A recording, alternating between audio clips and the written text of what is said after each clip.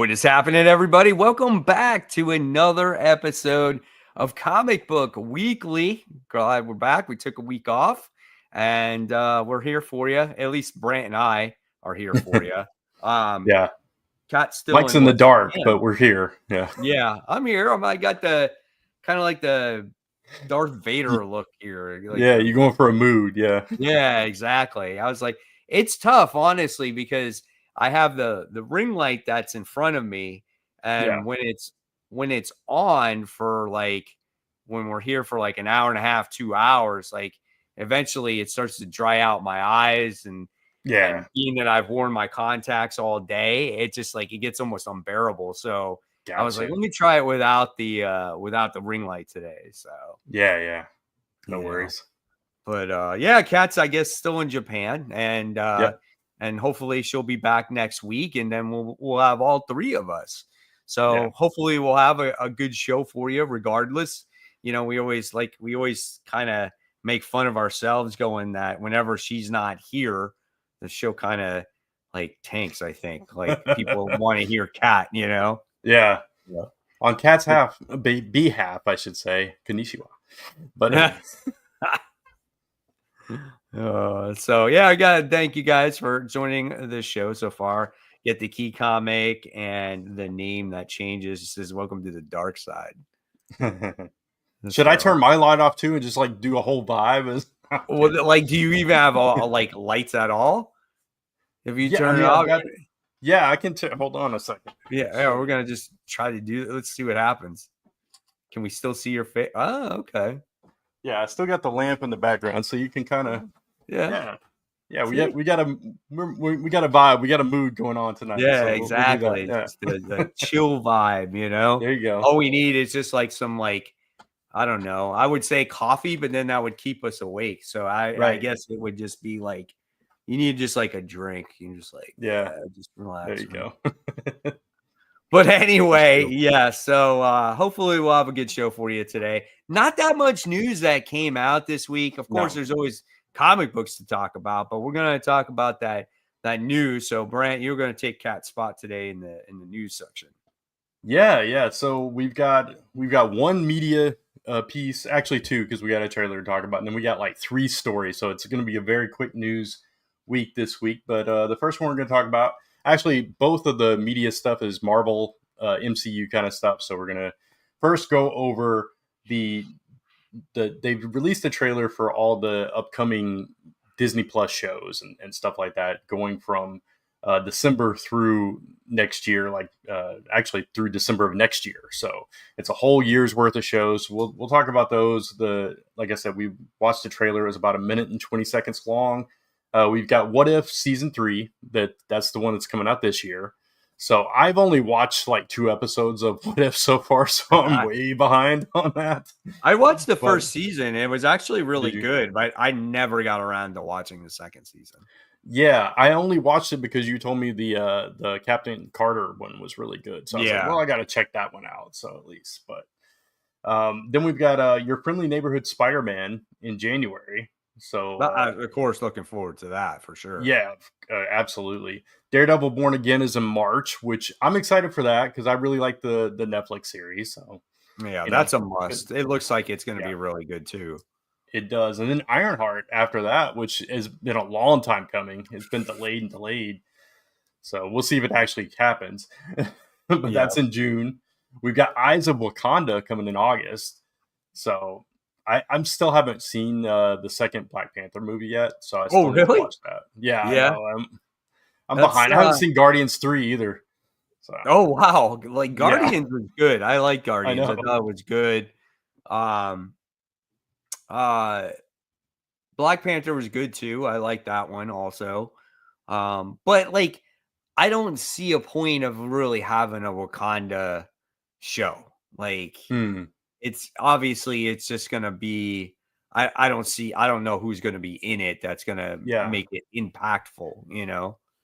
If it was a way to bring Black Panther back into, which I don't know what they did in the movie. I don't know if Shuri became Black Panther or whatever happened there. So I forgive my ignorance. I know there were a lot of complaints about them not moving forward with another actor and all this stuff. So I don't want to get into all that. That's a whole discussion. But Yeah, I don't know what the show is going to be like, so we'll have to see on that one. Did you see Deadpool and Wolverine? No, haven't seen that one No. yet. So Comic Nation US says he hasn't either. wow. Well, so yeah, I'm right there with you. That's Yeah. gonna be the first one I watched though, because I've managed still not to get spoiled at all about this movie, and I don't know how that's possible with all the comic news that I look at. But for some reason, I've not gotten spoiled, so that's gonna be the first one I watch. That's going to be on Disney Plus soon, though. Yeah, it is. So then we've got Marvel Zombies in October, fittingly. So that's gonna be fun. I wasn't expecting that one. And finally, Wonder Man, which interesting that they went with a black man to play Simon, which I think is pretty cool. That's one of those characters. I think you can do something different with the character, and I'm curious to see that because he becomes like a movie star and stuff in comics. So I want to see how they handle that like transition between like Hollywood and superhero kind of thing. Yeah. So, Yeah, it looks like it could be cool. yeah. Comic Nation said it's on Disney Plus now. Oh, is it? Okay. Yeah. Awesome. So See, now that'll you be got my something to next watch. watch. Yeah, it's the thing with Marvel movies. Lisa and I watch them together, so it's one of those things where when we get time together, we got to pick what we watch, and so most of the time it's like something shorter. So, we'll see. I'll try to get to it soon though. So let's shift to the Captain America trailer, the latest one. You sent me the link earlier today to watch, and I did get to watch it. So that looks pretty cool. I'm Yeah. excited to see they got Harrison Ford's face on the Red Hulk, which we hadn't seen a full view of before. So that was pretty No. cool. Yeah, I liked it. I like how you got to see a little bit of the transformation. I think what I liked Yeah, more about this is you got to see more of the CGI in this issue yeah, in this movie, yeah, and it's a lot better. Like we yeah, got to see Sam's like suit in action, like full yeah. swing. Like he That was pretty legitimately cool. cuts a car in half, which I Yeah, thought was that was really nice. cool. His mask and everything, and just everything Yeah, about that aspect of it, it looks really good. I think again with Deadpool Wolverine just being released, and then this movie, I think we're starting to head back on the right track here. yeah. And you and I really like the TV show, the Captain America Winter Soldier one, or Falcon and Winter Soldier, whatever it was Yeah, called. because it was one of the Yeah, first ones, so I yeah, felt there was some decent thought behind that one. So, yeah. and I think like, yeah, you got to see a little bit of Sam Wilson, but the budget obviously is not the same as a Sure. movie. So that's why I'm like, when you see Sam Wilson in the big screen in this one, it's going to be like, wow, man, he's much better, right? In here, that's what Yeah. I'm thinking. Yeah, the scene you mentioned where he spins and his wings cut the car in half was my favorite scene of the whole trailer. That Yeah, just looks so cool, and it's like, oh, finally, we're utilizing the wings for something other than flight. It's a yeah. battle, battle effect of it. So that was pretty cool. So yeah, looking forward to that. And that's all the media news. So we'll shift to the comic stuff. We'll save that one. We'll go with Kidpool and Spider Boy. So this is launching on December 25th. It's this breakout character Kidpool from Deadpool and Wolverine. So there's my first spoiler Right. from the movie. So I hadn't looked at this news piece yet. I was waiting until the show. But issue number 1 comes out on December 25th on Christmas Day. It's by Christopher Yost, who has a history with like X characters and stuff. So that's going to be good writing on that, I guess. I haven't been reading Spider Boy. I know you've been enjoying it. So Yeah. are you excited about this one? I think I'm gonna try it. I think this is Marvel's version of like what was it? The Super Sons. I think Yeah, that's what actually is. And I'm yeah, curious to see, like, I don't know that much about uh what was it, Deadpool or Kidpool? yeah. Like Kidpool. I have no idea what that Kidpool is gonna offer. Spider Boy, I obviously know. It could be fun. I'll definitely try the first issue. I always will on that. So Yeah, we'll see where it goes. I'll try the first issue of it. I like Christopher Yost writing, and Yeah. and I liked Super Sons, and I liked when Deadpool and Spider Man teamed up. So, it could be fun. I'll give it a shot. Absolutely. Yeah. So then we got I don't know if you saw this yet, but they Marvel released a preview of Doctor Doom's One World Under Doom issue 1 that comes out. I When does I that come was out? briefly looking at it when you Yeah. right before you joined me when I was waiting for you, and it looks Yeah. like it's got some like preview pages, right? Yeah. So it's got some cover art on there, which is actually pretty cool. I guess there's some different covers. One with him sitting on a throne, and then there's another one where he's got his hands lit up, and you got Doctor Strange in there, and then you Yeah. get the actual preview where he's like Yeah. talking, and there's microphones. Yeah, Here's the throne. there's Yeah, the we'll get throne that. one. Yep, and There's there's the Doctor Strange one. Yeah, it's scrolling weird for me. Sorry. No, Here's you're a good. That's preview him. Yeah. page. Yeah. So the art looks pretty good. This comes out in February. So I'm I find it a optimistic. little Yeah. I find it a Good. little weird that like he's wearing, the Sorcerer Supreme cloak, Yeah. and then he's It wearing like his baggy green outfit that he wears too. It just yeah, it doesn't kind of look looks like a right. Christmas tree. Yeah, it just looks he's like off on it. Yeah, And it's a little I odd. understand he has to wear it, but it just looks Yeah. funny. Yeah. What do you think about this whole Doom, taking over the world? I think he renames like the world Latveria, like Ultimate Latveria or something like that. I mean, Um I'm fine with it. I think this is just something different, and hopefully yeah. it's written well, to where it's almost like, oh, I like this villain. Like I want him to Yeah. succeed. Um, there's this one panel, the very last panel, where it's like you got Doom next to Baron Zemo, and then you got like Iron Man talking to him, and you get to see Iron Man with his like brand new freaking sword in his Yeah. back or whatever it is. I don't know what's going on there. Squirrel Yeah. Girl's in this too. Like, uh, I don't know, man. But hey, I'm fine with it as long as it's written well. That's all I can say there. Exactly. Yeah. If it's written well, I'm good with it. I'm optimistic about it. I'm hoping it's just gonna be a fun time. So that's all you can ask for, right? Yeah, All right. absolutely. Got a Okay. comment here. Yeah. Says, hey, did you guys hear that Zeb Wells signed up with Rick Remender's Giant Generator imprint published Tin Can Society and Grommets? I did I hear that listen, actually. Yeah. yeah, I mean, like, listen, Zeb Wells, he wrote Spider-Man, right? And so Hmm. obviously he had restrictions there, I'm sure. So listen, if he can write his own stuff in the independent scene, there the sky's the limit. He wrote Hellions, and that book was actually pretty decent. Everyone said, oh Yeah. man, Hellions is really good. So again, when it comes to Spider-Man, it's a next level book. It's a flagship book. People, want it to be a certain way. And right now it's not. And I don't know who's going to want to take over Amazing Spider-Man on a permanent basis because it's going to be shred to death if it's not written well. Yeah. I'm looking like over his Wikipedia, and he wrote like a lot of Marvel stuff, like mostly Marvel stuff. A couple of things for Virgin Comics way back in the day, but yeah, mostly Marvel stuff.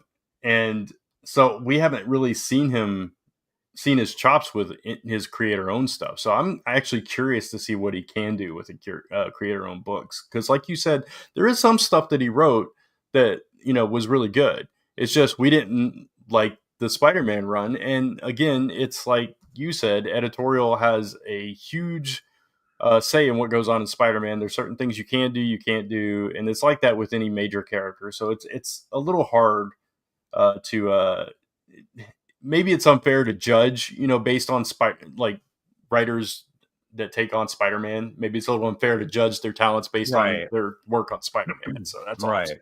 So, Exactly. but yeah, we'll see what he puts out through Giant Generator and Image. So Yep. We got Brown Eyes. Says, How you guys doing today? Because love your videos. Oh, thank you. Mark from Triumph Comics says, "Hey, if we're in well, here." So yeah, guys, if you have a minute to check out Triumph Comics, they got some great stuff over there. Good titles, real great character development. So check them out over there. Great stuff. Then we got Comic Hound, who says it was fun seeing Doom set himself up to rule in Blood Hunt. I mean, yeah, I agree. I think the setup there was kind of awesome. He was like really slick about it to get the to become Sorcerer Supreme. So really cool. Yeah, it was a nice little twist, and it was very Doom like to do something like that. So it worked. The name changes says unpopular opinion. I like this Amazing Spider-Man run. I hope y'all can understand his predicament. We totally do. Just because we didn't like the run doesn't mean we like hate the writer or anything like that, or think he's a bad writer. It's just it is what it is. Not everything's for everyone. So right, exactly. So we only got one more news piece. That is the Ultimate Universe 1 year in. They're doing a special comic for this. Comes out on December 11th. So not that long from now. And it's, I guess it's just kind of celebrating 1 year and kind of maybe giving us a tease for what's to come, is what I'm assuming. There's a lot of covers for it. A lot of covers for it. We get Nick Fury in that as well. We get a look at this one you're going to want to get, though, too, because the one of the variant editions has the new Wolverine on there. So yeah, exactly. You're going to want to pick that one up because people are going to be like, oh, it's the first cover appearance of this new Wolverine. Right. So all over that one for sure. Yeah, I'll screen share that real quick. Let's see. There's one cover with Nick Fury. Then there's the Wolverine cover. Yep. So that's pretty cool. You got the whole character, all the characters there. You got Colossus and Wolverine in this one. Magic. So some pretty cool covers. I actually really like a lot of these covers. Yeah, so, definitely. I'm getting the Wolverine one for sure. Yeah. And the art looks pretty solid in there too. I'm curious to see like what new information it gives us. And we'll see what it's about. I'm enjoying Ultimates and Ultimate Spider-Man, so not so much X-Men, but Ultimates, we'll talk about it later, but Ultimates really surprised me this week. But anyway. Yeah. So yeah, that's it. That's all the news we got to talk about. So hand it over to you for the books. All right, yeah. Definitely a crappy news week. I was looking at it, I was like, man, that's just absolutely nothing. And we just added like 2 new pieces like today. So it wouldn't even been that long, right? No, we would have been done 5-10 minutes ago. Yeah, exactly. All right, so let's kick this bad boy off. Let's talk about Something is Killing the Children, issue 0. So Brant, you read this issue. I did. Right? And so this takes place right before issue 1. And obviously, based off of the events that happen in this issue, it's obviously going to be carrying forward in future issues. So what did you think about this particular issue? I really liked the issue because it reminded me why I liked Volume 1 so much, and it was kind of like a kick in the butt to, hey, get on this book, because I did really enjoy that Volume 1, but it's been like a year and a half since I read that now. Wow. Yeah, because it was at the old house, and I've been here for a little over a year or so. Yeah, it's crazy that I have not moved on to Volume 2 yet, but I definitely need to get on that because, again, this issue like just re-sparked that love for this book for me. So I think it did what it needed to do for people maybe on the fence, or people wanting a little bit of background, because I don't think it delved too far into the past. It gave you just like a primer basically to jump into the series. So. Yeah, exactly. And it was just that little instance right before that very first story arc. And I think what it does also is it definitely gets new people into the series. They're going to be like, oh, now I'm going to want to read the first volume, right? Because it literally does continue like right after that, or that initial first story arc. So it's pretty interesting. When I had my garage sale on Saturday, there was a couple there, a married couple, and they were inspired by a lot of the things that I have said about certain books. And they most recently did the same thing like you. They bought Something Is Killing the Children issue 0, and they wanted to get into this series, and they never read any of the other issues. I had volume 1 sitting on my bookshelf, and I said, you guys can keep this. I'm like, because you're Nice. going to really enjoy it. Cause I have a hardcover of that, of, the first so many issues of it. So Right. I was like, I don't need the soft one either. I was like, if they're going to enjoy it and continue to read it from there on out, here they can have it. So they were super happy about it. And I think they sent me a message as soon as they got home, like they started reading it like right away. Yeah, that's awesome. I did something similar with Invincible when I started getting the Ultimate collections. I was like, well, I got these first 2 trades. I'll just, give them to somebody that can enjoy them as well. So yeah, that's a really cool thing to do. And I'm sure that made their day. So that's pretty awesome. Hopefully you made a fan of the series as well. Yeah, it's good, man. I love it. And like I said, as you read more and more into it, like you'll also will get to know more about Erica Slaughter and how she really is like a human. I mean, she really is a human. She's got feelings, and her journey to where she is now is insane. So good stuff. All right, X-Men issue 7. For some reason, I overlooked the book. I didn't buy it. I guess I missed it. So you can tell me what happened in this issue. Yeah, I was wondering because I was like, well, maybe you dropped it. Yeah. Because I know you weren't loving it. This issue was actually pretty good. This was probably my favorite issue of the entire run so far. Of course, it's the one you don't get to read. Right. Because it finally went back and told you what happened to Magneto and how that all came about. And there was like this intense conversation between Cyclops and Magneto right before they started doing this thing at the factory. So Cyclops had a family like cabin or something in this area, and that's why they based themselves there. And him and Magneto are like having a beer as there's, he's sulking and Magneto's trying to cheer him up and tell him he's the leader of the X-Men. He's got to get back in the game and all this stuff. And then that's when this rogue Sentinel just shows up and starts. And basically what happens with Magneto, if you don't mind spoilers, when he's trying to open this Sentinel up for Cyclops to get a kill shot on it, it does something to his powers that put him out of control. And basically we learn that because of all the resurrections they've had, that it's created some kind of a deteriorating disease within all of them. So the more you've been resurrected, the more at risk you are of this happening to you. And it starts to break down your body. Your powers. Yeah, exactly. So that's what Beast is trying to cure and all this stuff. So I thought that was really interesting. And it made like the overall story of post Krakoa a little more interesting. Mm. And then the last, at the end, Beast gets kidnapped, which kicks us off for that crossover between that and Uncanny X-Men for the Gray Malkin Lane thing. So gotcha. It was a pretty solid issue. If it's still at the store, I'll pick it up and see. If not, then I'll just read it online. So cool. Awesome. All right. And then we got Absolute Superman. This is issue 1. So the third book that kicked off in the Absolute universe. I like this book. I thought it was really cool. I found myself more into the Kryptonian side of things because I feel like in Superman books, we don't get to see that all that often. Things are not as explored.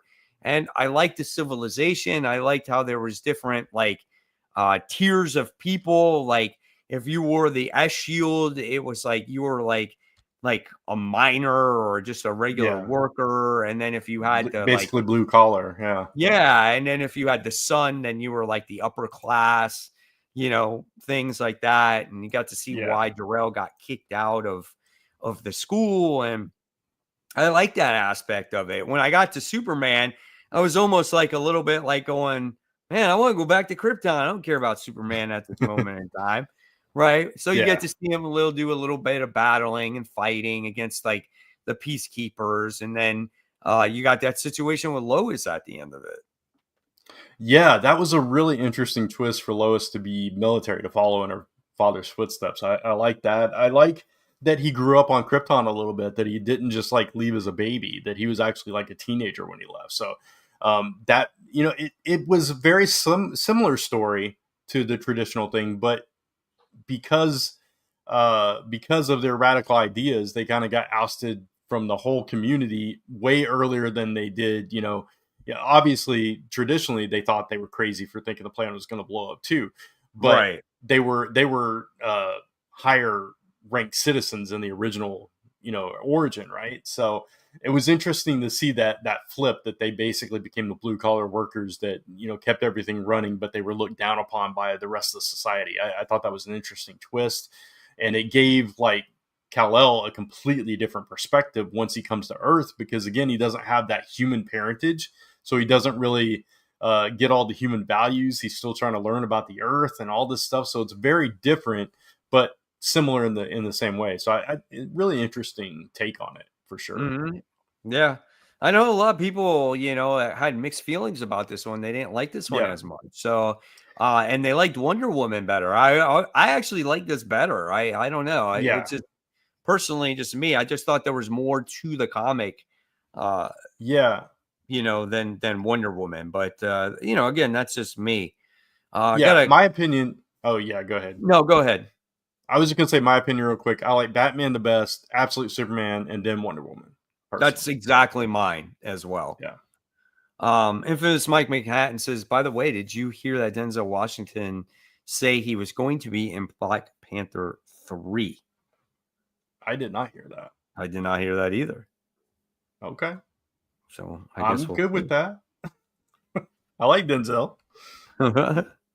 And then we got Joseph, who says, the art was also incredible. Wasn't my favorite of them, but made me more interested for the future than the others.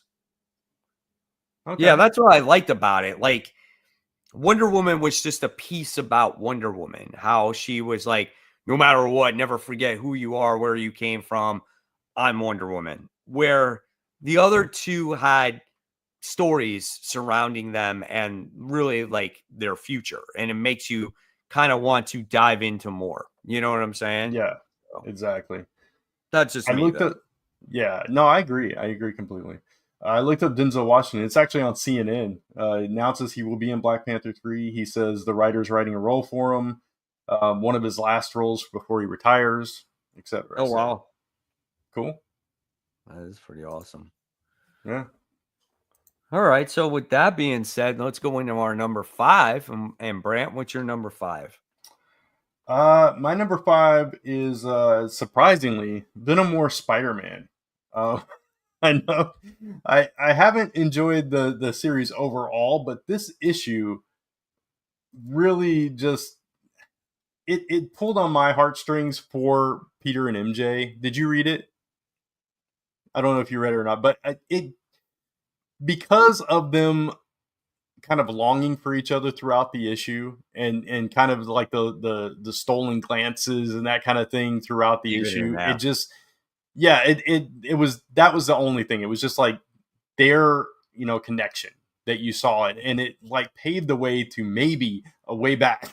And just it may be only in my mind and only in my heart, but it gave me hope, and it just I enjoyed that aspect of it. It made me sad when Paul called and they had to like part ways and stuff, but it gave me hope that maybe there's a thread we can pull from.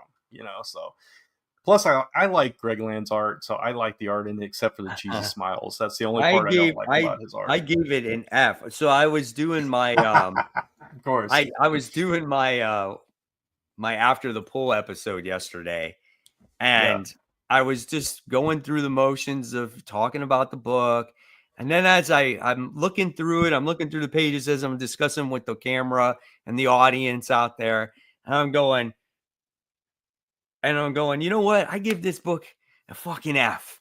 I'm like, because I'm biased to it, because I can't stand how this book focuses around Peter Parker and MJ, and they shit on their relationship, teasing that, oh, yeah, maybe we'll get back together. And they're not going to get back together. And Yeah. it just kind of makes it worse now because they're both superheroes where they have these moments together that can actually make them closer, and then they're going to be separated because of fucking Paul. Like, hey, hon, I thought I fucking lost you. Yeah, like, yeah. Oh, hey, honey. Yeah. Like, shut the hell up. Like, who the hell are you? Flipping Paul. Dork. I Freaking I guy, totally man. get it. I totally get it. Like, I I just felt like it was like just a slap in the face. I'm like, it was it's just a like, oh, dangling yeah. carrot. Yeah. Right. It's like, oh, look, they're Yeah. having this moment. And then there's Paul. Like, Yeah. anytime they have a moment, there's fucking Paul. Same in the Amazing Spider-Man issue. It's like they had that Yeah. story. Oh, thanks, Peter, for always being there for me and rescuing me when I was there for like freaking decades with Paul. And then well, let's go have some dinner now. And it's just like, come on, man. Yeah. It's like you're taking precedence over someone that you knew your entire life and that will die for you. Yeah. So I completely understand and agree with where you're coming from. I totally get it. The way I was viewing it was kind of Ross and Rachel from Friends. It was a will Yeah. they won't they kind of thing. Yeah. And it's like ultimately eventually they're going to be together. So it's that ride and that anticipation, and that's kind of what I got out of this issue. Right. And And but I totally get get it. that. Yeah. Yeah, but I get your point of view as well, Yeah. for sure. I just got mad because I'm just so Yeah. tired of just them crapping on the relationship and just rubbing it in your faces just a little Yeah. bit more, and like, and I get your aspect of it. I even apologized in the next segment about me going off on it because it's just like, but it's just so aggravating at this point.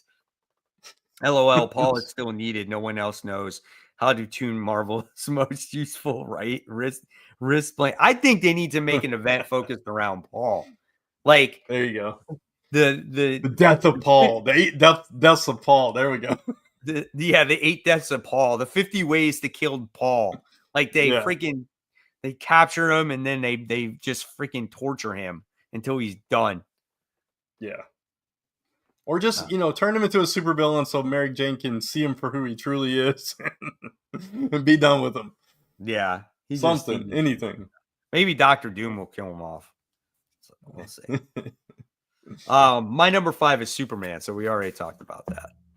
Gotcha. All right, so let's move on to. I don't really want to say too much about Saga.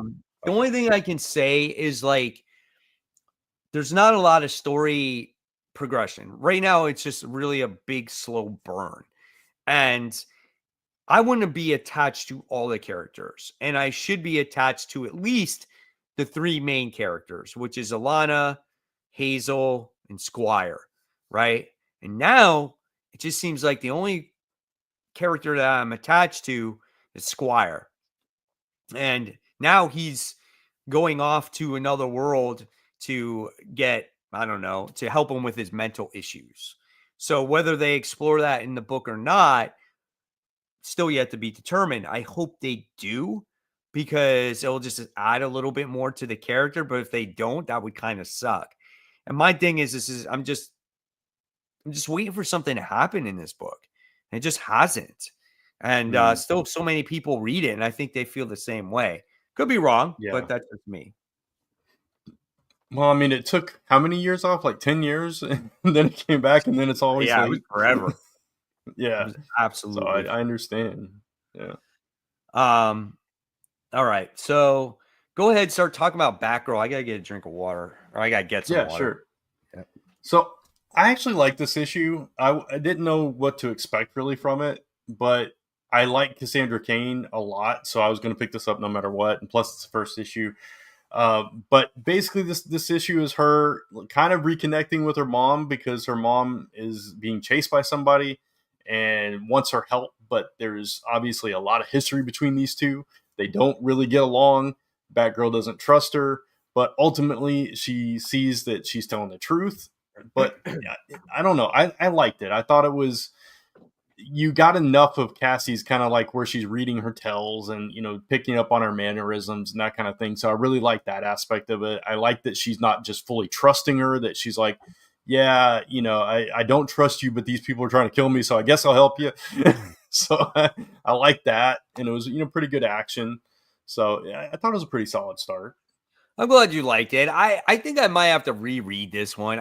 For me, I felt it was very simplistic, very basic point A to point B type of book. Mm, Um, and I just felt like to me, it didn't offer anything super spectacular for a very first issue. I mean, yeah. that's just me though. Like cool action, all right conversation between her and her mom, but I felt like the conversation was very repetitive. It's just like, Yeah, it was. right, you know what I'm saying? And then it was Yeah. like just fighting some random, like, what were they? The buried clan or something like that, or Yeah, unburied some kind of clan? cult or something. Yeah. Yeah, and it was like they're running from them, and I was like, okay. I thought the artwork was okay. I don't know. I felt for a first issue, I thought it was very much okay, and I felt like, Yeah. okay, well, do I give it another try? Yeah, probably. I'll give it another try and see if it gets better. Because I Yeah. want to like this book, so we'll see what happens. Yeah. And I get that. I get that because I read Batgirls, and there was like a couple of issues where she did have this arc with her mom, and they were at odds and they were fighting each other and stuff. Maybe you're That's more recent connected. memory.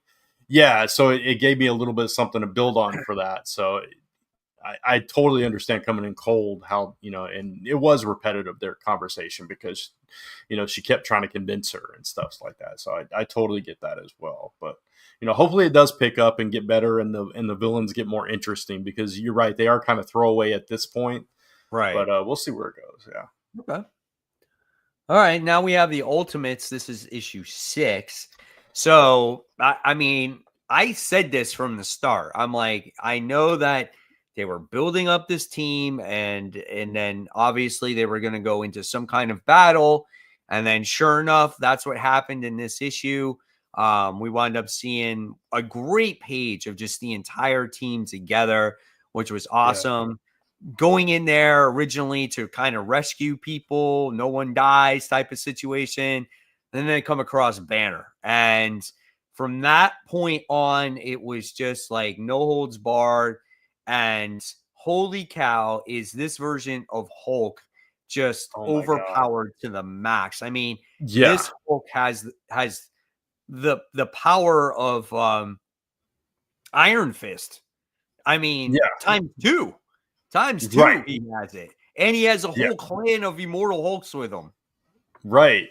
They're like the seven like gods of the heavens or something in the Iron Fist mythology and all that stuff. So and they're all like gamma radiated too. It's just, it was crazy. You're right. It's like the most OP Hulk in history. Yeah. This was crazy. I did not expect that. And his calmness throughout the whole thing. He just wanted to poison them all with tea. It's Yeah. like, just have some tea. This could have been all easier if you just drink some tea.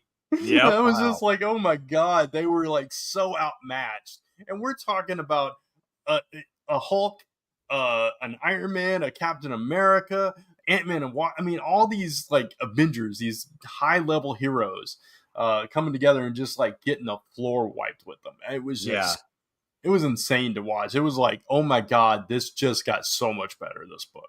And it was already Janet. good. It was solid. Yeah. Right. And Oh, Janet winds Janet. up pulling Yeah. out a victory for herself. But my gosh, that was Yeah. crazy. And then it was and you also felt the tension too, because Right. Doom only had so much time to get them out of there.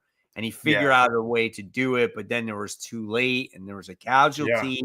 Right. Oh my And gosh, it was insane. I think they'll undo it some way, but I Yeah, still like it because it felt like, okay, nobody's off limits here. Things can happen. This is the Ultimate Universe. This isn't the main Marvel universe, so things can happen differently here. And yep. it just felt like, okay, even though these are super powered, you know, classic characters, that they're not experienced, they're not trained, they haven't trained together all that much. and they're going up against this force that has been established for years. So yeah, it was intense, and I like the way it came together. It just, like you said, you could feel the tension. It built and built and built, and then you get that ending, and it's like, oh my god, where do we go from here? It was And really so good. and so this is what I was talking about when you do team books, right? Yeah, So you introduce a character or two and you get to feel and know who the character is, right? So then yeah, when this moment happens, it hits you that much harder. And yeah, that's what the writer did really well here. So this is how you do a team book. You slowly introduce characters. I know it was a slow burn for a lot of people, and they're like, where are we going with this book? But it's for moments like this. The payoff was huge here. And now it just makes you go, oh my God, these guys are going to want to get it against revenge against Banner like times 10 now, you know? yeah, yeah, absolutely. So Great, great really, stuff. really great issue. Yeah, for sure. Let's see. Joe says, Camp did a great job building the nervous feeling during this issue. Absolutely. From Cap saying, we need to get out of here, and Doom freaking out. Great tone Yeah, of the issue. Yeah, absolutely. yeah. Absolutely, man. When you got Captain America and Reed Richards saying, "Oh God, we gotta go," things are intense. Yeah, I mean, and then, of course, like She-Hulk goes in there, guns blazing, and yeah. he just jacked her, like, and Oh then man, smashes her, like, crushes her hand. Oh, my yeah, God. yeah. He did like a Dragon Ball Z, send you to the in like Yeah. that uppercut, just send her to the moon or something. It was This went crazy. flying. So good, though. All right. So, with that being said, now let's move on to number 4. What was your number 4? Yeah, mine was Absolute Superman, so we already talked about it. Okay. Mine was Batman. So, no, mine was not Batman. Something is killing the children. Gotcha. Issue 0. So, we did talk That's about it. just outside of my top 5, just because I need to catch up. It's my number 6, so it's like right Right. there. I think if you read the series, you would have an Yeah, appreciation for it a little bit right. more. Absolutely. All right. So now let's see. We go on to let's talk about Avengers. No, let's Okay. talk about Well, FML issue 1. yeah. Okay. I hated that This book. was you hated it? I did. I thought that Kelly Sue unfortunately was like trying too hard to be cool. It was like, hey, look at me. Like, I'm in high school too. I know all the cool, like, lingo stuff. Like, I know how to talk like a high schooler. I know how to dress like a high schooler. I'm like, and I was just like, I'm not feeling it, man. I just felt like for me, this book was not for me.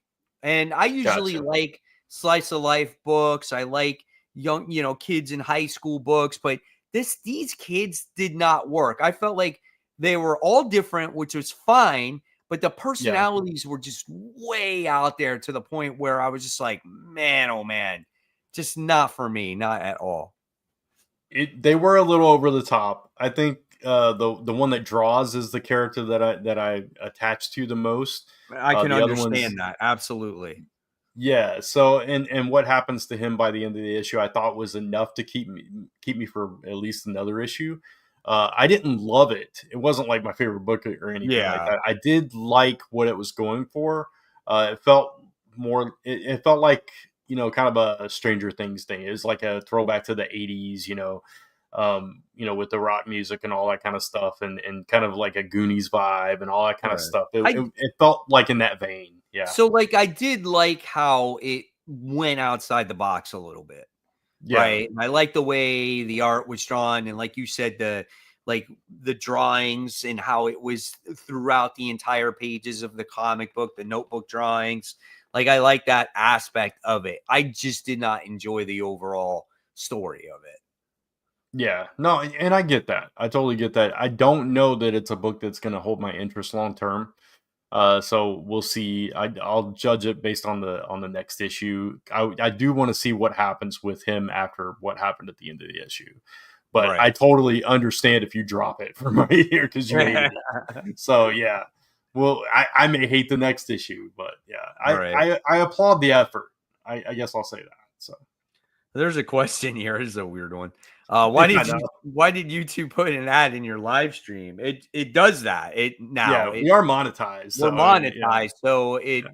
it interrupts the live stream to put the ad in there. It's just like Sorry any about that. other video, so that's just what it does. I don't think about it because I have YouTube Premium because we use YouTube so much, Lisa and I. So we just upgraded. We have like this family account thing. So Uh-huh. I never get the ad, so I don't think about it. So sorry So I about that. But yeah, so I have the stream running on my phone, so I see yeah, like which messages are on my side of it. And so I yeah. see the ads, they pop up like randomly. You know Gotcha, what I'm saying? So gotcha. all right. So let's see. Yeah, Oh, so this is a good question. go ahead, Yeah, go ahead. You go say ahead. it. I was going to say Joe. Yeah, I think Yep. you were going to say the same thing. Is something in Killing the Children number 0 a good jumping on point for readers that haven't read anything from the series? I would say yes, but you can elaborate. Yeah, absolutely. I think it is a great jumping on point for readers because in issue 1, you basically see the same character. It's basically Erica Slaughter going from that mission to the very next mission that takes place Yeah, in issue 1. And so it looks like this character here, that was in issue 0, I think is going to be in future issues in whatever issue we're at currently. So I yeah, think it's going to be a good jumping on point for you. And I feel like this would make you want to read issue, at least that first initial story arc, starting going yeah. forward. I would completely agree. Like I said, I've only read volume 1 so far, but this issue did it kind of balanced, kind of setting you up for the issue 1 and giving you just a little bit of history, but not like giving you like a history dump, an info dump, or going way too far back or anything. It just, like I said earlier, it primes you for that first arc. So yeah, I Right. definitely would think it's a jumping on point for sure. Yep, absolutely. All right. So let's see. So we talked about FML. Let's talk about Avengers issue 20. Man, I'm Yeah, telling you, I'm holding on to this book just because I think it of crosses Jed over with McKay. Yeah. X-Men. Oh yeah, yeah, yeah. Yeah, Black Cat's gonna be in it. So like Right. I'm it's just like this story is so filler. It's not even funny. There's nothing that Yeah. has to do with anything that's going on right now currently. And once again, there we go. We got Jed McKay, who's not writing a team book. He's writing a Black Panther book here, where Black Yeah. Panther goes into the other universe that one of the Ashen Combine members were part of. And he's trying to get a society together to all work as one instead of being Yeah. separated and being ruled by gangs and factions and things like that. Yeah. That said, I did think it was a solid enough story, but you're right. This wasn't an Avengers story; it was a Black Panther story. Yeah. But I did think it was interesting that he decided, hey, this is going to basically be my new Wakanda. I can't be king over there. I'm gonna make this my kingdom, and I thought that was an interesting route for him to go. But then it's like, well, then what does that make him to the Avengers now? If he's Yeah. just gonna like be the king of this world now, is a little weird take on it. Right. But yeah, I don't know. I'm holding on to it as well. Once Black Cat comes in, we know Jed McKay writes a good Black Cat, so I'm Yeah. excited for that. But yeah, it's just it hasn't been what I had hoped it would be thus far. So Yep. Me too. I just he has such a struggle with these teams. Like it's so I know. frustrating. It's like gotta focus on one character, gotta focus on two characters. I can never write a group, a team. Like, why can't we go on a mission together and defeat other bad guys? It's just so Yeah. weird. It's just, I agree though. Like, I like the story, but it's Yeah. not an Avengers story. It was a Black Panther story. Right, and that's exactly what this says, and I agree. Jed McKay writing solo character is way better than team books. I've been reading Yep. Black Panther for 5 years, and this is the best solo issue. I would agree with that because I have trouble getting into Black Panther comics. I try every single time there's a new series, and I just can't get into it. And I did think True. this was a really good story, but you're right, and what you said also, Mike, is right. This wasn't an Avengers story, so yeah, All right. So let's move on to probably the biggest one out of these three comics, and that would be yeah, JSA issue 1. This one's Jeff written Lemire, by Jeff Lemire. This was a very dense comic. There was a lot mm-hmm. going on in this, a lot of like political stuff going on within the team. The team is, on the verge of like possibly being disassembled, but only because there is a traitor amongst the group. And I thought that was quite interesting. I like Jade being the leader of this group as well. I didn't think this was the best issue in the world for jumping on or an all in, because a lot of this takes place based off of, I think, what happened in Absolute Power when they're Yes, stuck in the Tower of Fate, right? right. And they're trying to get out of it. So if you didn't read that, it's like you're trying to catch up to a lot of stuff that's going on.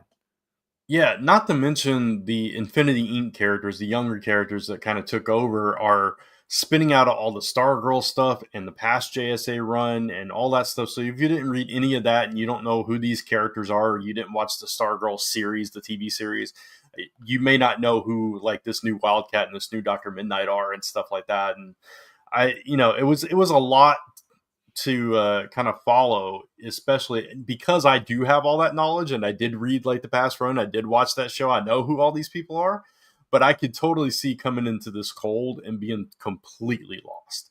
Yeah. Because, like you said, the main JSA characters were stuck in the Tower of Fate from Absolute Power, so that's where they're at. I did think Jeff Lemire did a good job balancing between the two casts of characters, and I Yes. didn't feel like it was jumping around too much. I felt like Right. there were solid threads to follow, but yeah, for a jumping on point, it was a little sketchy. Yeah, I agree. Yeah. I mean, I think he did the best he possibly could. Yeah, And I think the series definitely has potential.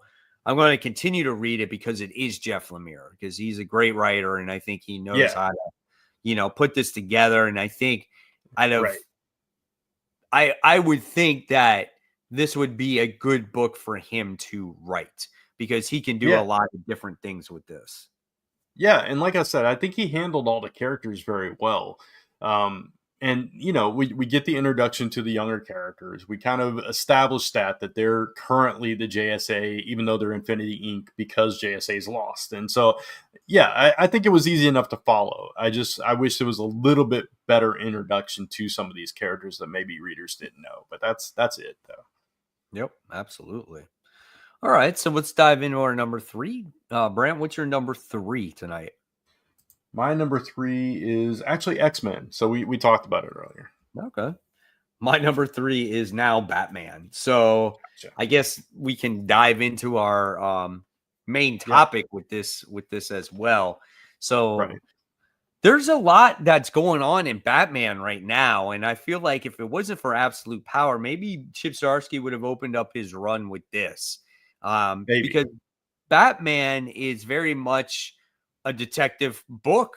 Like, who would have figured, right? There's a lot of mystery Right. going on in this comic book. You get the mayor who was murdered. He's trying to solve the murder. You got the Riddler, who is like big businessman. Is he all innocent? Is he good? Is he bad? Like, we're trying to figure that out as well. We got this whole situation that's going on with a possible like new leader of the Court of Owls, which is interesting too. Yep. And did he murder the mayor? You're still trying to figure that out. You also get this Commander Star guy. Like, who's that Yeah. guy? Like, is that Batman's brother? Right? It's just like, and then you find out that Thomas Wayne had an affair. So there's another kid running around, and it's Batman's like half brother. And then at the end of this issue, you wind up getting Commissioner Gordon, who just like all of a sudden gets all sketchy and shady and points a gun at Batman. And it's just like, did he have the affair? Like, Well, I think he killed the mayor. You think he's the one that killed the mayor? I think he killed the mayor because I don't know why. I'm really confused, but there was so much to follow in this comic. Like, you just laid it all out, and these were all things, all threads that we picked up in this issue. But it was so good, and it was so well balanced. I didn't feel like it was like all over the place. But yeah, it was a lot though, and it had me so enthralled with this issue. But as we're like building up to that point, and they're trying to investigate the mayor's death, and then he gets the call from Bullock, and he's like, I've been sitting on this because I don't know how to handle this, and then the gun's getting pulled, so it's like, did he kill the mayor?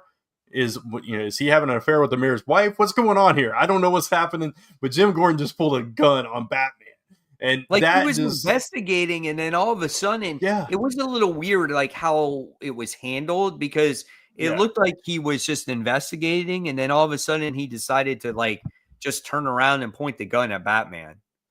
Yeah, it was intense, whatever it was, and then like Batman just flipped out. It was like, you pulled a gun on me, and just like you leave with them sitting there just looking at each other, and it's just like, what just happened? This is Jim Gordon, for crying out loud.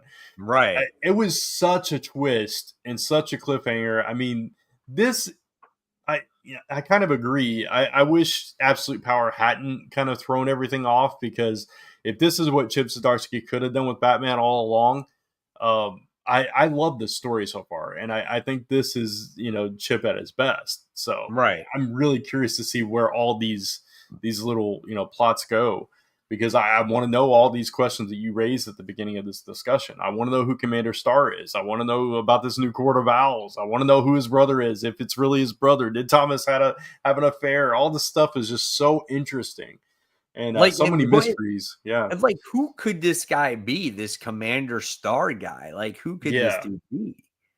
Right. That I agree with you. I think maybe it is his brother, and if it's not, is it somebody tied to the Court of Owls? I don't know. That's a very strong possibility too. Yeah. Is Commander Starr part of the Court of Owls also? You never know. Yeah, it's so good though. It's finally it's really good run on Batman. So I'm enjoying this quite a bit. So he's got Commander like Starr up until what? I think it's like what, February or something like that. Something like that, yeah. And then he's done. So yeah, not too much much to wrap up all these story threads though. It is not. So hopefully it doesn't feel rushed in the end, and hopefully we continue to get issues as good as this one, because this was really good. Yeah, absolutely. So great stuff there. All right, so let's move on. That was your number 3, right? Right. And so Batman was next on the list anyway to talk about. So we're going to talk about X Factor, issue 4. None of us talked about the Fade. I didn't even know that what that book was. I like how you just took it off. You're just like, X Factor issue 4. So this book now is like, it's just like a book that I got to read to just have fun with. I don't think it's like a traditional comic book from like the 80s or 70s or whatever it is. It's like 1 or 2 parts and then the story is done. Commander Starr is Roger Steve. That's funny. That's funny. But yeah, it's your traditional like comic book story where it's just like they go on a mission, and then at the end of the issue, the mission is over. And then there's some little side plots going on with like the particular characters, right?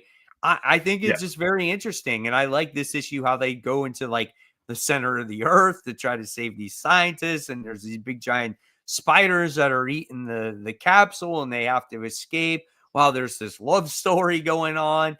And they find interesting ways to retcon certain things that happen with Krakoa. Like Pyro, he no longer has that stupid tattoo on his face. They forced him to get it off. And then they got to shoot TikTok videos while they're in the center of the earth. So he's like asking for like lighting. He's like, is the lighting good down there? It's like, it's so funny, man. It's a solid book. I'm enjoying it. Can't take it too seriously. Yeah, no issue has blown me away like issue 1, but I agree with you. It is just a fun book to read. It's kind of become that. So it's like I have no intention of dropping this. It's just, Yeah. but it's probably not gonna teeter around my top 5 any. But it is a fun book, and I do like all those little things that you mentioned. Like I love when Granny was like, "No, I can go," and he's like, "No, but if we die, you're gonna be stuck, under there, and you're immortal." And she's like, "Oh, I didn't think about it like that." Yeah. Just Never little thought things about like it that that. way. Yeah. Right. So just little touches like that, and like the face tattoo thing, and all that fun stuff, and we're still like picking up different pieces from earlier threads as well, like with the boyfriend, the Wintergeist or whatever his name was, Yeah. working for that other organization that they were battling here and You there got and that stuff like that. story on why he abandoned her and all that other Right. stuff. So Yeah. it So was, yeah. it's good. It's good. It's a solid book. And it's like I'm trying not to dig too deep to look for something. You know what I'm saying? I think it's Yeah. slowly telling a story. And it's just Right. like I guess you just gotta always wonder, okay, is Havoc going to ever prevail against X Factor? Is he the one that's ever going to win, or is the government going to win? You know? Right. I'm assuming this is about Kat. She's in Japan right now, so she will hopefully be back with us next week. Yep. She was gone for 2 weeks. So Yep. last week we just took off because of the election. We figured that nobody would, pay attention to us and other people Right. are paying the election. So Yeah. all right. So that was good. That was nice. So let's dive into number 2. What's your number 2? Mine was Batman, so we just talked about it. Nice. Okay. My number 2 is Nemesis Rogue Gallery. That was right outside my top 5 too. Yeah. Oh, really? Yeah. Yeah. Just a really good issue, man. I just love how the Rookie and Nemesis are working together to try to invade this building from collapsing, or they set the bomb off to collapse. Right. They were overrun by these soldiers, and these soldiers are led by a spoiler here, his former sidekick. And you're like, I love that. Yeah. what? Yeah. He had a former sidekick, and now there's another sidekick, and he's probably going to kick this guy to the curb as well. That was my thought too. It's like, well, he screwed this guy over. He's just setting this guy up too. So yeah, exactly. Like, I was like, oh man. So that was just intense. I couldn't believe it. Now they're like going to this island or whatever it is, and it just, oh my gosh, I couldn't believe that. So you got to know this backstory of this guy and how he was set up, and now you know why he's trying to get revenge against Nemesis and all the other people that he did them harm with too. So yeah, cool stuff. And all that to go through all that just to spend it all just to go to this island. Like that was the cost to get into this island, was the whole score. Yeah. So it's like, man, $100 million or something like that. Yeah. Yeah. So just dragging the sidekick along, and he's none the wiser. Doesn't know what's happening. Yep. It's crazy. Dude, it is crazy. Yeah. All right. So let's move on here. Let's talk about you can talk about this Negasonic, a teenage warhead issue. I have to. I'm surprised you read that. I wasn't even going to go there with this book. I like the character from the previous, not Deadpool Wolverine, but I don't know if she was in that. I assume she was. But I like Negasonic from the other Deadpool movie, and I liked from Avengers Arena. So I thought, why not try it? But yeah, I did not like this issue at all. This was collecting, I guess, the digital stuff, which I didn't know at the time. So okay. It was like one of the Infinity comics or something like that. But yeah, it was just like little short stories about her or about them, and how their powers kept changing, and how they had to stop a certain future that a version of Negasonic becomes basically Galactus, and some weird stuff happened. I thought it was kind of all over the place. Yeah, this was a pass. I wish I'd passed on this one personally. I personally did not enjoy it. No disrespect to anybody that did, but it wasn't for me. So totally got that. All right. Then let's move on to Kill All Immortals issue 4. yeah, I like this book, but it's just very repetitive. It's kind of like the same yeah, thing that happens over and over again. But this time, at the end of it, though, there is a twist where like she yeah, tries to save the boyfriend, and the boyfriend's like, dude, I can like get a signal here and I can, rat people out and find, let everyone know who these guys actually are. And she's like, I told you, let me handle it my own way. I'll get it taken care of. He's like, hell no. And she's like, don't make me prove that they were right. And it looks yeah, like she shoots the boyfriend herself at the end of the issue. And yeah. you're just like, dang, okay, so where do we go now from here? But I feel like this Right? is very much like her having her independence. That's basically what this Yeah. book is about. Yeah, exactly. It was never really, and that's what she kept trying to prove to her family. It was like, it's never about, my boyfriend. It's not about that. It's about the principle behind it. It's about me. It's about me not wanting to be part of that world and you all trying to force me into this world and I'm not going to have it. So, yeah, I like that. But I did not see, her taking him out herself. And it was like, okay, yeah, this dude did end up being kind of a jerk, though. He's just like Yeah. all about the story. He didn't care about you at all. No. So yeah, it's messed up, but crazy Not ending. But I agree, it is repetitive. Yeah, go ahead. Mikey and Nike Hat Guy, I have a serious question for you about Spider-Man. When One More Day ended, did either of you just wanted to drop the title? Okay, so first of all, one of my many names, Nike Hat Guy. That's the most recent one. It used to be the other guy. Right. My name's Brant, by the way. Just or you can call me Only Good Comics or whatever. Nike Hat Guy's fine too. That's no problem. I'll answer to whatever you call me. Anyway, for me, yeah. I mean, there was a twinge. Yeah, there always is. I actually did. I'm the only one of the three of us that actually did drop Amazing Spider-Man for a run. I hated John Michael Straczynski's run. I hated the other. And so I dropped it for a while, but I felt bad and had to go get the issues anyway because I'm a completist and I love Spider-Man. So Right. it's that kind of thing. It's like, yeah, maybe for a minute, but I love Spider-Man so much that I it's one of those books that I just have a hard time letting go of, even if it's bad. When was that story written? One More Day.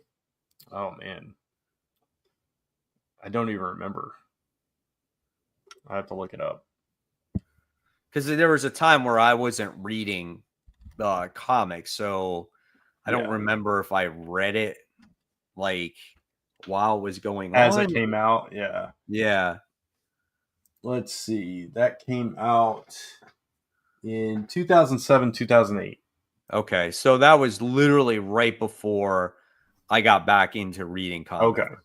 So I don't think I actually read it at that time. I read it after the fact.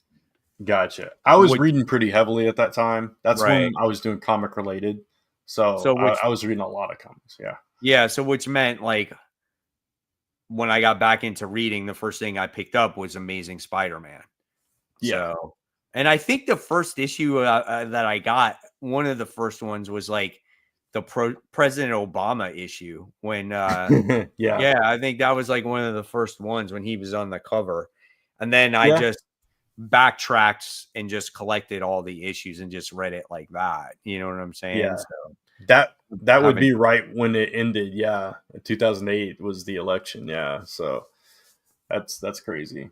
So you came in right on the tail end of One More Day. Yeah, exactly. Yeah. I was doing the whole journalist thing at the time. So I was heavy into all the comics at the time. So I was a little more tempted to drop, but yeah, I didn't. But yeah, I'm in it too, though. Even if I was reading it ongoing at that time it happened, it's always a good discussion, whether it's good or bad. And I like to read it no matter what, right? It's just, I'm a true fan of the character. Does it piss me off when it's not good? Yeah, absolutely. But it does make me happy when you do have, good issues as well. Yeah. It makes you do I miss the older stuff though. Yeah, for sure. It's interesting because our both of us took time off from comics, but mine happened earlier than yours. So I came back in, I'm wanting to say like 2001 is Mm-hmm. where I dropped off. It was also Spider-Man related kind of. I dropped off like soon after what was it, the Clone Saga, or was it like Maximum Carnage? It was one of those. It was a Spider-Man event. It was after that, whenever that was. But yeah, that's when I kind of fell off of comics for about 5 years. Gotcha. So All right. Let's see. So let's talk about Green Arrow Annual Issue 1. Listen, this was a good way for Joshua Williamson to end his run. I yeah, really like this book with him being like the grandfather to these kids, and telling a story about the villain that he couldn't capture. And as he told this story, he kind of had an epiphany. He's going, "Oh my God, I know who this guy is now." And it was always a thing where it could have been one of three people, but at the end he figured it out that it was all three of them. So, yeah, and it was the reason why he couldn't catch this guy. And then when he goes out to go catch him, the little grandkids are like, "Can we go on the adventure with you?" And he's like, "Yeah, sure." And I was just like, that's really cool, man, because this book is always yeah, around family. And that's what I loved yeah. about it. Yeah, so I felt the same way. Even though as soon as we found out there were three suspects, I kind of saw the writing on the wall with that. I was like, well, it's got to be all three of them then. If they all have all alibis and that's the only three suspects, it's got to be that. Right. But I still like the way that it came together. And even though it wasn't like, oh my God, you got to read this issue, I love that it was an annual. And I love that it was like the final note on it, that it was like a, looking ahead story. Like you said, he's like the grandfather of all these children or whatever, kind of. And yeah, it was just like a touching story for him to end the run on. And I enjoyed it for that reason alone. So, and it was a fun story. It was still fun. So, yeah, Absolutely. I did want to reference this. Jackson Daniels asking who saved May in that story one more day. So basically, from what I remember, and anybody can correct me if I'm wrong, I think the deal was with Mephisto, he could save Aunt May, but because of that, everybody would forget who he was or whatever, or something like that. Right. So that was Did that happen because of Civil War? Because he yeah, uncovered his mask, right? right. And then And it that opened, opened up his loved ones to attack. And so right, it and was he like, figured okay, it if was you a want, mistake. yeah, so if you wanted, that's the deal you got to make though. Everybody's going to forget it, but that happens. So Yep. Yeah, I literally came on right when Civil War was going on. So gotcha. that's I think Civil War is what made me start reading. Yeah, I could see that for sure.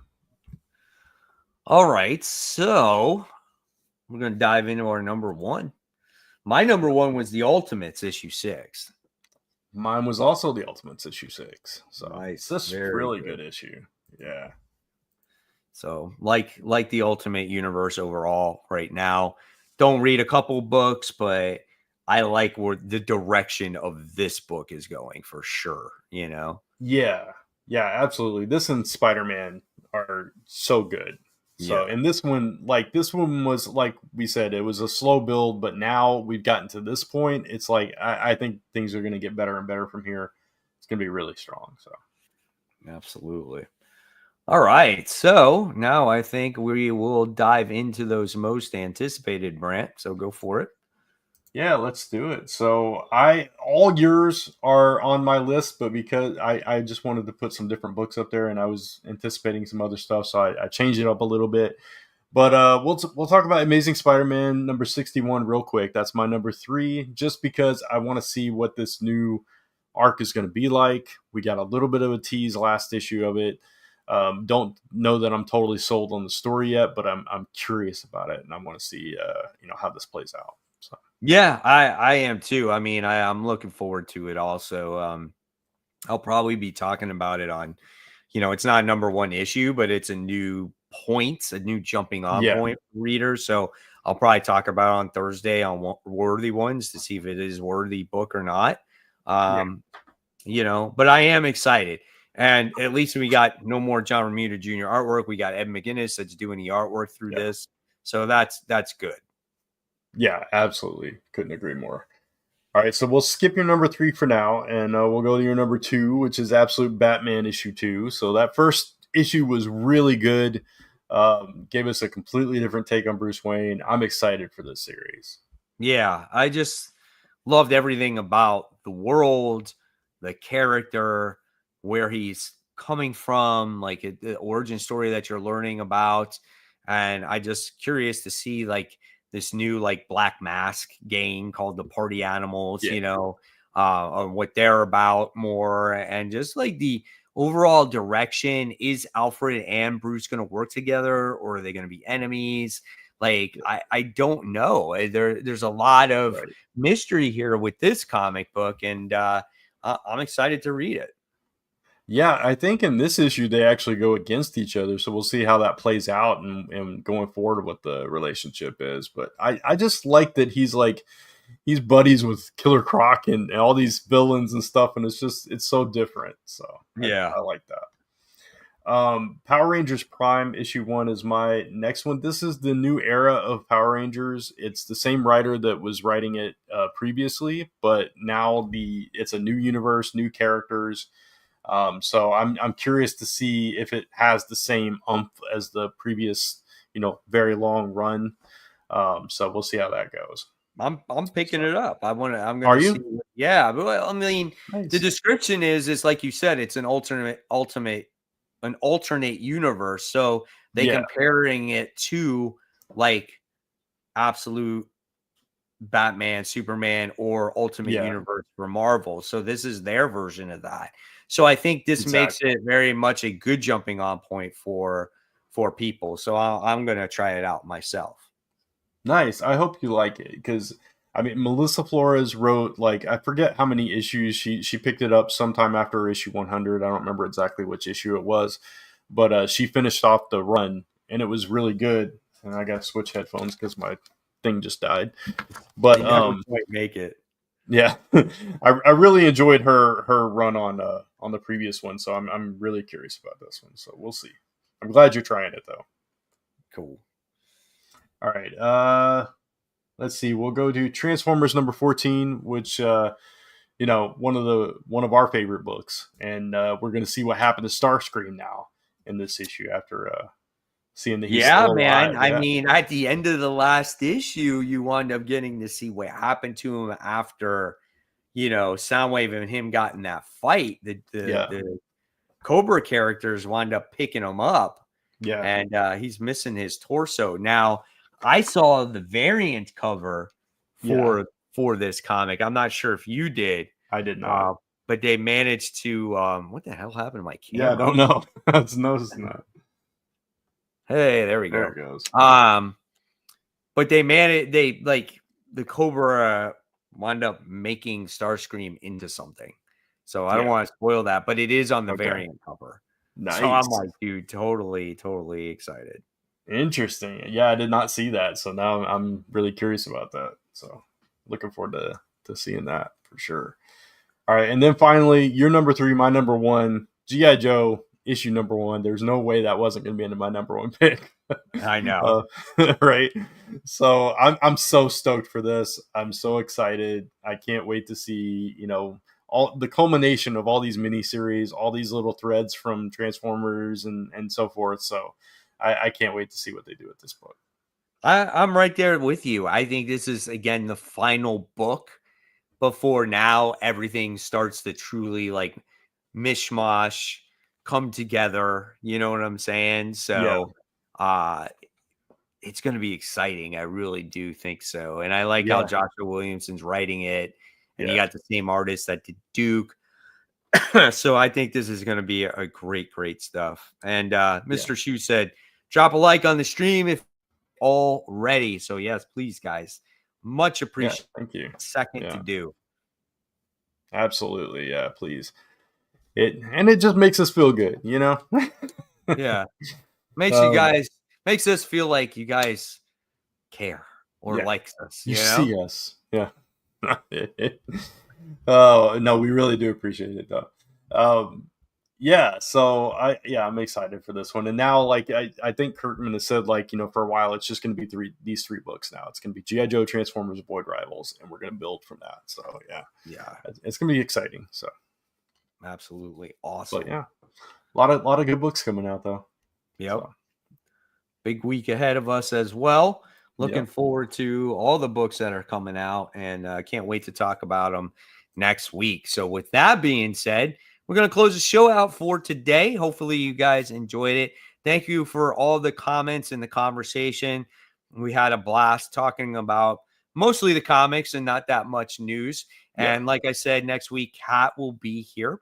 So it'll be great to have all three of us on once again, unless I have another possible hurricane coming. So I'm telling you, Brant, there is possibly another storm that's forming in the Caribbean right now as we speak, and there's a possibility. It's still like 7 days out, and it hasn't even technically formed, but it has a possibility of hitting Florida. Don't know where, but if we have a storm in November, that's going to blow my mind. Yeah, that's really nuts, man. I hope not. I hope it goes a different way or whatever. But or just we'll see. But hopefully all three of us will be on and we'll talk about all these wonderful books. So guys, as always, make sure if you haven't yet, subscribe to Comic Book Corner 2.0, which is my channel, and Only Good Comics, which is Brant's channel. And of course, the Comic Book Weekly YouTube channel where you get to watch every single episode on there. So if you want to see episodes from like years ago, you're more than welcome to check it out. It's right there for you. And don't forget to hit that thumbs up. Don't forget to hit the bell for notifications. And guys, we will see you next week and have a wonderful new comic book day in 13 minutes. So everyone, take care. Good night. Bye. Bye.